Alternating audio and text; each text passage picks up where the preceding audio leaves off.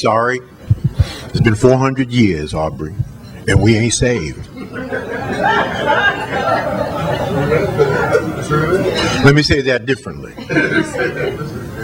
White folks ain't thinking about black people. Do you know who white folks are thinking about? White folks, as they should. They're thinking about their children, their husbands, their wives, their neighborhoods, and their schools first. As we should be thinking about the same first. Not only, but certainly first. I had a good white friend who said to me not long ago, Dr. Fraser, I know what black people's problem is.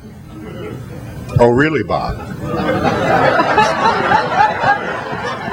How long you been white? He said, no, I know what black people's problem is. I said, oh, what's black people's problem, Bob? He said, you spend all your time thinking about us, and we don't spend any of our time thinking about you. So if you ain't thinking about you, and we damn sure ain't thinking about you, who's thinking about you? Well, shoot, I have to do a Holy Ghost dance. I gave him a high five on that.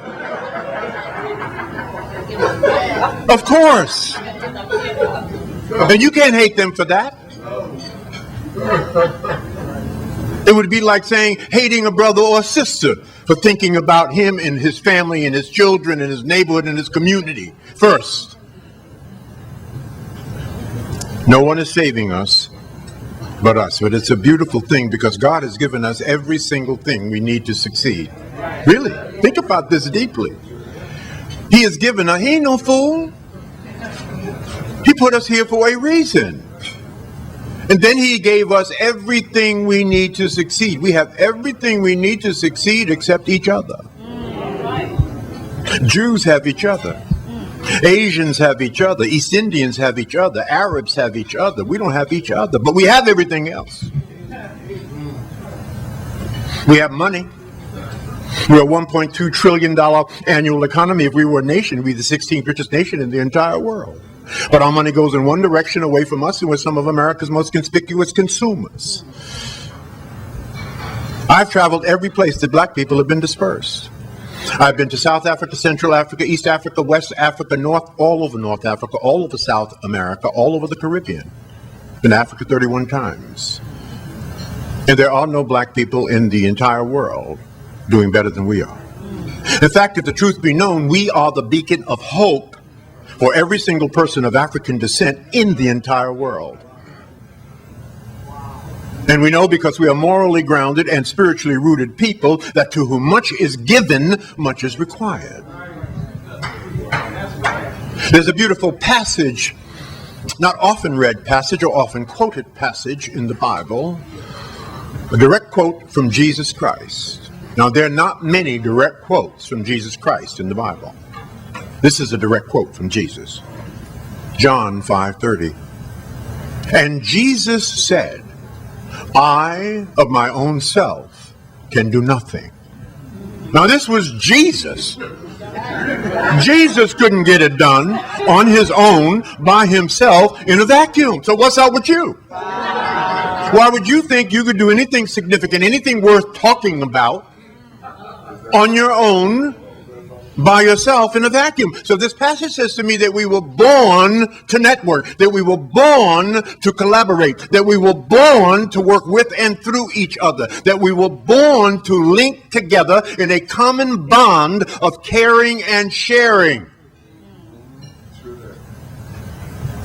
So until we get that, with all the resources our great God has given us, money, brain power, creativity. We are some of the most creative people on the planet, some of the smartest people on the planet. I did a calculation about 15 years ago on baby boomer brain power.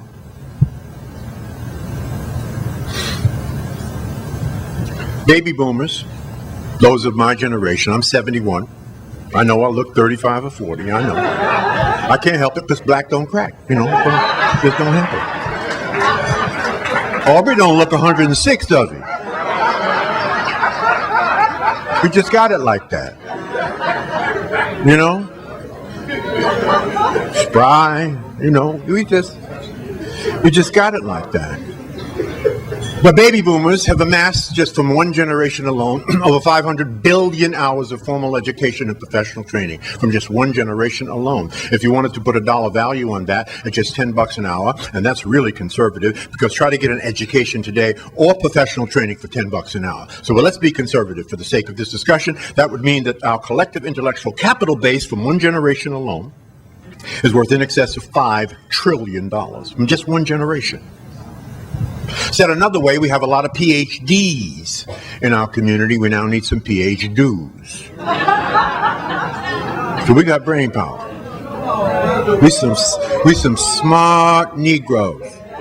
We really are. Except most of us have forgotten who we really are. Kendrick Lamar said that in his quote. We have forgotten how awesome and beautiful and magnificent and powerful Africans in America are. That we are the children of the slaves that would not die. That we have the genetic encoding of the great kings and queens of Africa. That we are of the genetic stock of the world's first great mathematicians, engineers, and scientists. That we were building pyramids and solving complex engineering problems when other cultures were living in huts eating each other.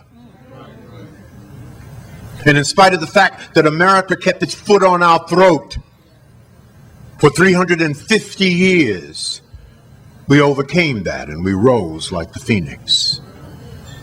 So if everything happens for a reason and serves us in some special way, and we will never understand that reason looking forward, and we will only understand it looking backwards, my dear.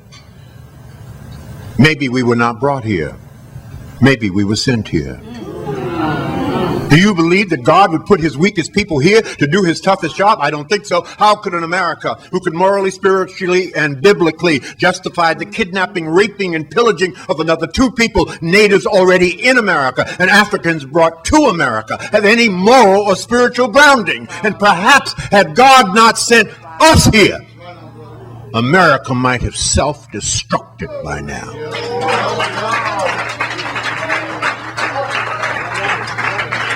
We are an awesome and powerful people. Genesis says that God created man and woman in his image. 75,000 years ago, the first human remains were found in the Old Divide Gorge in Ethiopia. If you're hanging out in Ethiopia, you're blue-black.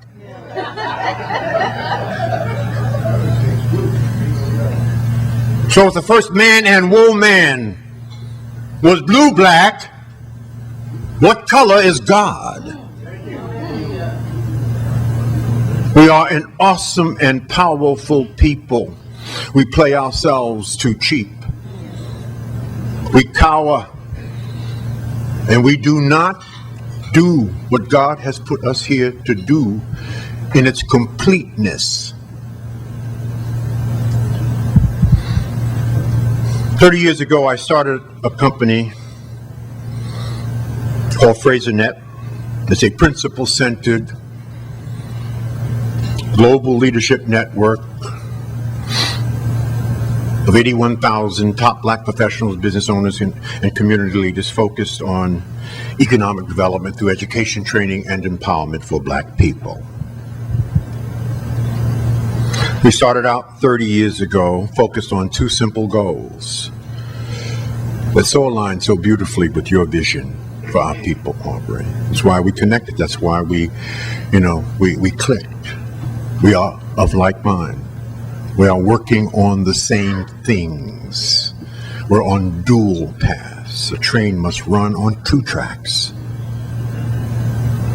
The first goal was to help black people build wealth that could be transferred intergenerationally. And again, I said it in the film, it's not that we do not have wealth. We are not poor, we're just broke. Our money goes in one direction away from us, and we're not transferring our wealth to succeeding generations. Now, that's not just hype. It's a very, very profound article on the front page of USA Today last year. Front page, fortunately, was below the fold, the most read newspaper in America, about baby boomers, black baby boomers in particular, black baby boomers and their money. And here's what the article said. The black baby boomers will be the first generation of Africans in America to raise another generation of Africans in America that will not do better than them. So in the 400-year history of our people in this country, we are the only generation to raise another generation that will be worse off. We need our asses kicked. Count me out of that egregious legacy. I will not contribute to that legacy. So I've committed the rest of my life, whatever God gives me, to help it to fix that problem with solutions, thoughts, opportunities, and ideas. Let me say that differently. If the fish stinks, look to the head. If the fish stinks, look to the head. If Dr. King were to come back here nearly 50 years after his death, he would pimp slap black people. Oh, really? We have gone backward. Now, I'm not being negative. I'm just being critical. We're at the bottom of every single statistic that matters in America. Now, we have made some progress. No question about that. But we're still at the bottom of every single statistic. Whatever progress we have made, we're still at the bottom, relatively speaking. For the 38th year in a row, we are at the bottom of the SAT exams. For the 38th year in a row. For the 7th year in a row, Asians have moved to the top. They have replaced white males and white females. 72% of our children are born out of wedlock. 60% are raised by single black women. I love black women. Black women are unbelievable. But it is not the job of our women to raise our men. That's the job of black men. Now, they need a female influence. But we must raise our men. When you have your women raising your men multi and intergenerationally, you have a structural family problem.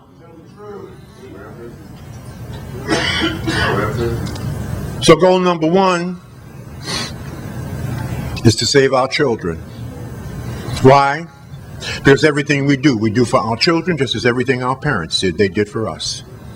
We must save our children. We cannot allow them to grow up poor, less advantaged, less opportunity than us. That's goal number one, saving our children, because they are our legacy. Whatever we do will be passed on to them, and we will require them to take the next generation the next step on the ladder. So we must save our children. That will require leadership. We have been void of the kind of leadership that we need since Dr. King and Malcolm died. We're not looking for transactional leadership, and this is what this whole